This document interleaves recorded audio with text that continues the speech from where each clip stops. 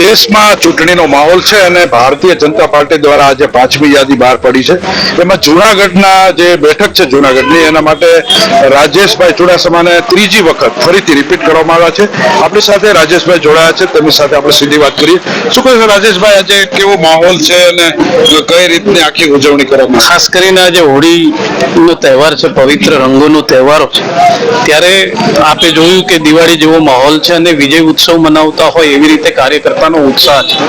જ્યારે આ વિસ્તારની મને ફરી એક વખત સેવા કરવાની ત્રીજી વખત તક આપી છે, ત્યારે દેશના પ્રધાનમંત્રી અમારા પ્રધાનમંત્રી નરેન્દ્રભાઈ તેમજ રાષ્ટ્રીય અધ્યક્ષ જેપી નડ્ડાજી, ગૃહમંત્રી અમિતભાઈ શાહ તેમજ અમારા પ્રદેશના અધ્યક્ષ CR પાટીલ સાહેબ અને મુખ્યમંત્રી શ્રી ભૂપેન્દ્રભાઈનો હું ખૂબ ખૂબ આભાર માનું છું કે ફરી ત્રીજી વખત ત્યારે દેશમાં ઐતિહાસિક પરિણામ આવવાનું છે. 400 થી પણ વધારે સીટો આવવાની છે.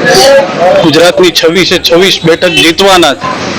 આ વિસ્તારમાં કાર્યકર્તાઓ જે સાથ અને સહકાર આપ્યો અને એમના વિશ્વાસ સાથે હું કહું છું કે મેં 5 લાખની લીડથી આ સીટ પણ જીતી છે.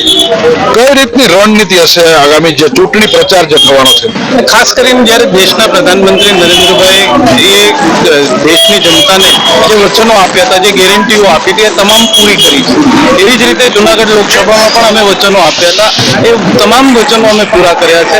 અને આવનારા સમયમાં આ વિસ્તારને પ્રવાસન ક્ષેત્રે હોય, દરિયાઈ કાંઠાના વિકાસની વાત હોય, ખેડૂતોના પ્રશ્નોની વાત હોય, કેન્દ્રમાં રજૂઆત કરીને આ વિસ્તારનો વધારેમાં વધારે વિકાસ થાય એવા અમે પ્રયત્ન રહેશે.